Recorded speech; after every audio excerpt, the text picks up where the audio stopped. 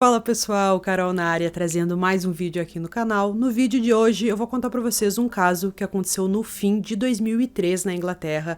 Posso dizer que é um caso muito perturbador e é um caso que permanece ainda sem solução, mas tem, digamos que, uma teoria nesse caso que por muito tempo a polícia acreditou até e que deixa a gente bem enjoado ao descobrir o que é.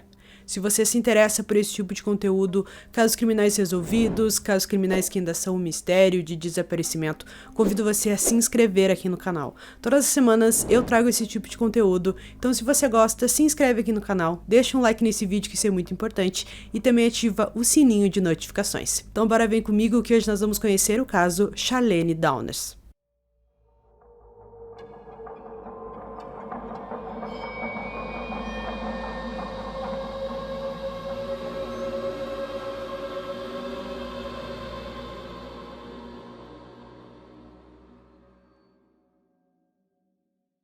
Charlene Downes nasceu no dia 25 de março de 1979, filha do casal Robert, um ex-soldado, e Karen. A menina nasceu em Coventry, mas depois ela, seus pais, um irmão e duas irmãs, se mudaram para Blackpool, na Inglaterra, em 1999. A família morava na Beacon Street. Karen e Bob tiveram problemas no casamento durante a infância de Charlene, e a certa altura ficaram separados por 8 meses, antes de dar outra chance ao relacionamento. Muitas das discussões entre a Karen e o Bob era porque o Bob ele era muito severo com as crianças, ele muitas vezes repreendia qualquer coisa que as crianças faziam de uma forma muito violenta, também tinha um pouco de agressão, e a Karen não aceitava isso, ela não gostava que ele tinha esse comportamento com as crianças. Então essa foi assim a maior discussão que eles tiveram, sempre envolvendo as crianças, mas eles decidiram ali que era o momento para o casal voltar, que seria bom para as crianças também, e o Bob também tentou ali de alguma forma não ser tão agressivo com as crianças e melhorar toda a sua relação com eles. Parecia que o recomeço era exatamente o que eles precisavam. Em 2 semanas, Bob estava desempregado e encontrou um emprego como porteiro, e Karen começou a trabalhar em um hotel pelo resto da temporada. Charlene fez muitos amigos e logo se tornou inseparável de um menino chamado Martin. Os dois eram sempre vistos juntos, e Karen lembra-se de observá-los, pensando que a mudança da família para Blackpool foi a melhor decisão que já tomaram, mas infelizmente as coisas começaram a dar errado. Na nova cidade, Charlene estudou na St. George's School. A garota foi descrita pelos amigos e familiares como feliz, mas em 2003 ela começou a ter muitos problemas na escola, o que fez ela ser suspensa algumas vezes. Quando estava suspensa da escola, Charlene ia até o centro da cidade. Nesse local, de acordo com um relatório interno da polícia, 60 meninas de Blackpool eram vítimas de exploração sexual infantil. Algumas com apenas 11 anos de idade recebiam comida e cigarros em troca de sexo. No centro da cidade havia muitas lanchonetes e os funcionários e donos estavam envolvidos nesses crimes. Acredita-se que Charlene era uma dessas 60 meninas.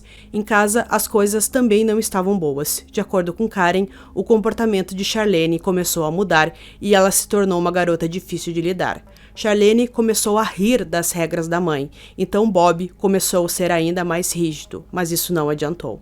Sua mãe relatou que falou com a filha pela última vez no início da noite de 1º de novembro de 2003, no centro da cidade. Mais cedo naquele dia, Charlene passou um tempo com sua irmã.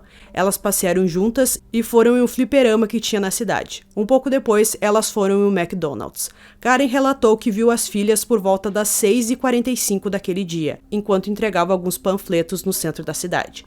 As meninas conversaram um pouco com a mãe, até que Rebecca, a irmã de Charlene, decidiu que queria ir para casa. Charlene disse que iria se encontrar com alguns amigos.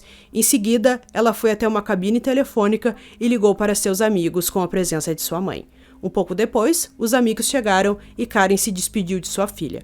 Essa foi a última vez que ela viu. Charlene não ficou muito tempo com os amigos. Ela saiu e foi em direção a Curzon Street.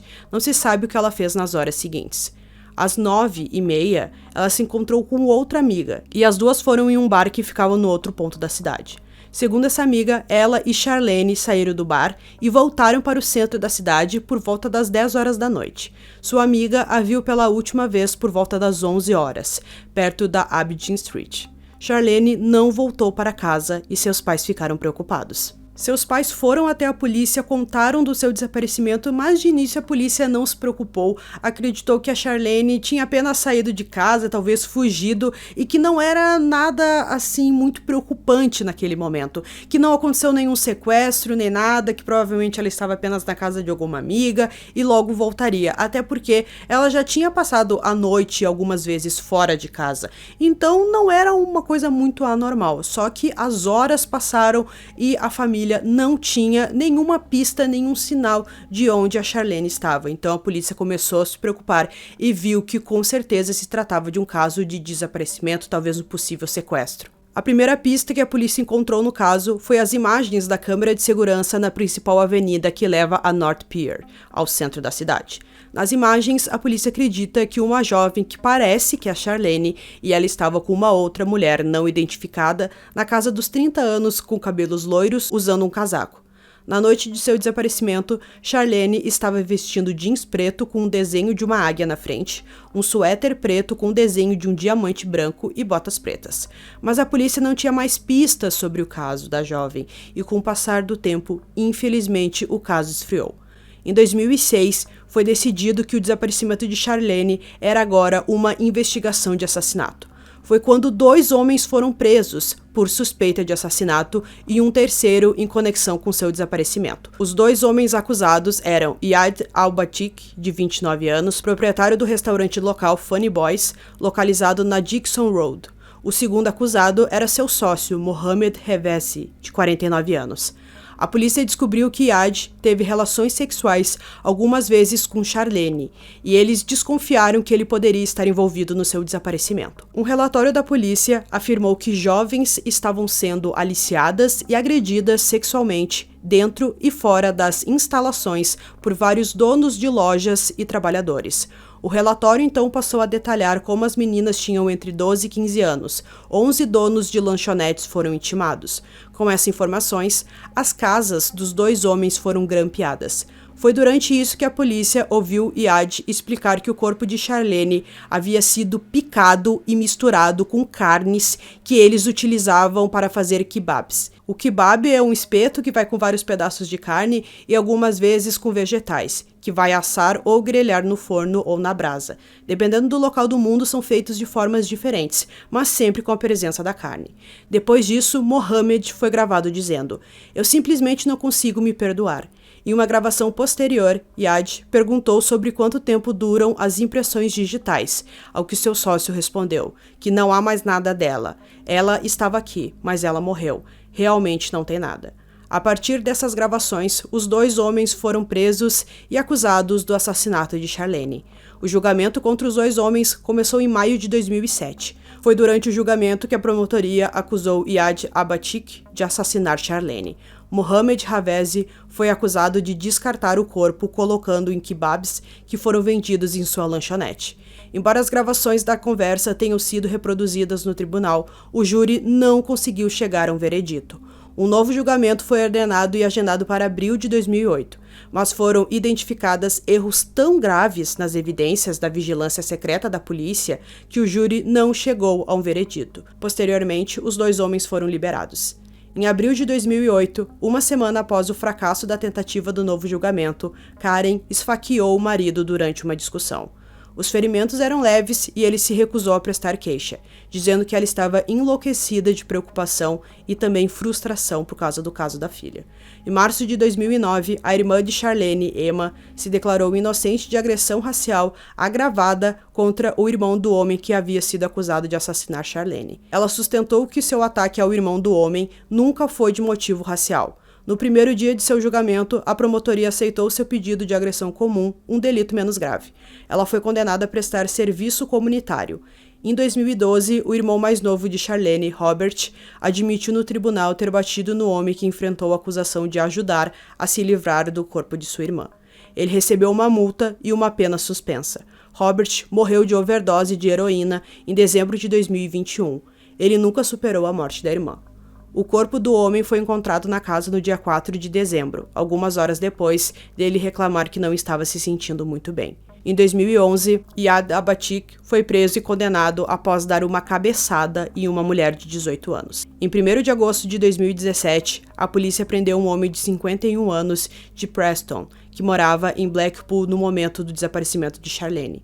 Ele foi solto 2 dias depois. Após um relatório crítico da Comissão Independente de Reclamações da Polícia, um dos detetives envolvidos, o sargento John Besant, foi considerado culpado de má conduta pela polícia e disse para renunciar, mas o tribunal anulou essa decisão. Em 2014, o advogado de John disse que ele estava processando a polícia por até 500 mil libras, já que suas transcrições eram de fato totalmente precisas. O desaparecimento de Charlene Downes tornou-se o assunto de um programa da BBC One Panorama, The Girl Who Vanished, em 10 de novembro de 2014. Em dezembro de 2014, a Crime Watch fez uma reconstrução do caso e a polícia ofereceu 100 mil libras em recompensa por informações que levem à condenação dos assassinos ou do assassino ou à recuperação do corpo. Nenhuma pista foi encontrada depois das exibições dos programas.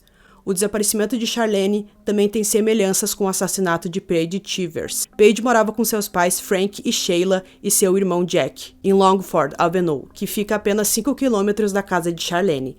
Com muitos problemas em casa, Paige era muito instável e começou a ter problemas na escola e foi suspensa, assim como Charlene. Fora da escola, ela tornou-se amiga íntima de um grupo de meninas. Foi através desse grupo que Paige começou a ir a um apartamento e foi apresentada ao dono desse apartamento. Foi em 2007 quando Paige perdeu a mãe. Com a morte, seu pai começou a beber muito e não ofereceu apoio a Paige e ao seu irmão. Sabe-se também que nesse momento Paige começou a usar drogas e álcool para lidar com a perda da mãe. Cada vez mais ela frequentava o apartamento com as amigas e algumas vezes ela foi vista apenas de calcinha no local. No dia 13 de agosto de 2007, quando o dono do apartamento ligou para a polícia e afirmou estar preocupado com o bem-estar de Paige, depois de descobrir que ela havia sido expulsa de casa, embora não soubesse onde ela morava. Ele alegou que havia mandado de volta para casa e estava ligando para pedir conselhos à polícia. Ele não quis dizer o seu nome. Em 23 de agosto, seu pai Frank, então, ligou para seu filho e disse que mataria Paige. A razão para isso foi porque ele descobriu que ela roubou seu dinheiro. Quando Paige voltou para casa, ela jogou suas roupas em uma bolsa e saiu da casa da família.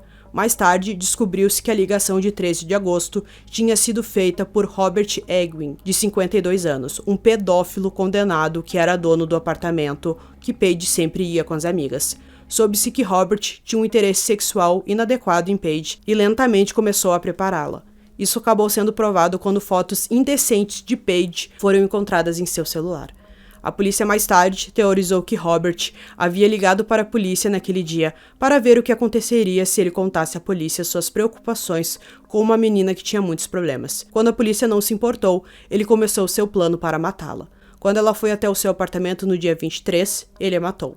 Frank relatou o desaparecimento da filha apenas no dia 26, 3 dias depois. Garrett Darwish era amigo íntimo de Robert, que acabou de começar um relacionamento com uma mulher chamada Mary. Durante seu tempo no relacionamento, Garrett e Mary tiveram inúmeras conversas sobre Paige, e ela mais tarde afirmou que Paige e outra garota se prostituíam, já que ela conhecia as meninas. Um dia, Mary ouviu uma conversa entre seu namorado e seu filho de 16 anos. Durante essa conversa, Garrett disse ao garoto que ele foi para um apartamento. Ao chegar lá, ele encontrou Paige morta e que Robert o obrigou a fazer sexo com ela. Ele então confessou ter ajudado a descartar o corpo dela. Pouco depois, Mary e seu filho se apresentaram à polícia e deram seu depoimento. 8 anos após o desaparecimento de Paige, Garrett Darwish e Robert Egwin foram considerados culpados de assassinato, embora o corpo de Paige nunca tenha sido encontrado. Robert foi condenado à prisão perpétua com possibilidade de liberdade condicional depois de 33 anos, já Garrett recebeu 8 anos de pena. Então, pessoal, concluindo esse caso aqui para vocês, na verdade são 2 casos que eu trouxe aqui, já que são muito semelhantes e aconteceram ali muito perto um do outro, então talvez eles estejam ligados de alguma forma. A gente tem a questão ali do dono da lanchonete, que junto com seu sócio, talvez tiveram relações sexuais com a Charlene. Por algum motivo, eles acabaram matando ela naquele dia. E tem a pior parte dessa história, é que possivelmente eles picaram a carne dela e colocaram nos lanches que eles serviam aí. Isso deixa a história, claro, ainda pior, mas a polícia não conseguiu provar isso, até que eles nem foram a julgamentos, né? Depois um deles foi condenado por outra coisa, mas é um caso muito complicado e que a gente vê que tem alguma coisa muito errada nessa região. Também tem a questão do pedófilo, do Robert, que acabou matando a Paige. Então, talvez, né, tenha mais gente desse tipo por lá, mais pedófilos que estão fazendo isso com as meninas. Então, a gente espera que o caso da Charlene tenha uma conclusão, assim como o caso da Paige, que a polícia ainda trabalhe nesse caso, porque com certeza a família dela merece uma explicação, até que a gente viu que o desaparecimento dela foi terrível para a família. Todos tiveram problemas, a mãe, a irmã, o irmão que acabou ali morrendo de overdose, que foi muito triste também, é uma coisa muito recente que aconteceu em dezembro de 2021. A gente vê que isso foi horrível para a família, que a família ficou em pedaços. Então a gente espera que no fim a polícia encontre alguma coisa, nem que seja para acusar os dois novamente, ou que outra coisa apareça e que esse caso finalmente seja concluído. Então, eu espero que vocês tenham gostado desse vídeo. Esse foi mais um vídeo aqui no canal Durmam Bem. E até o próximo.